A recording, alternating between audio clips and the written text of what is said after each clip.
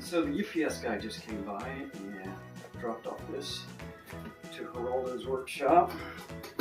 One of my latest projects. This is Aubrey and the New Fox. It's a children's reader for 3rd and 4th grade.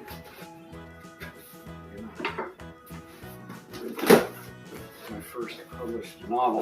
Not a novel, it's a reader. It's exciting though. Are you ready?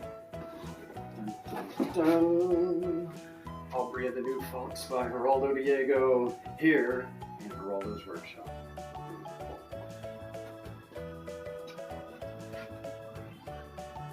Oh, it's on preview. Look, I have to sign the first one to Deanna.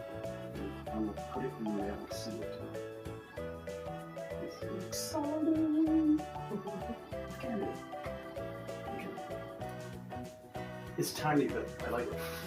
So I have to take a couple to That is so Christy. cool.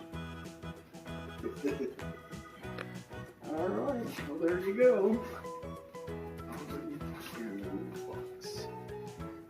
So we're doing book readings in June 30th by the book in the Woodlands.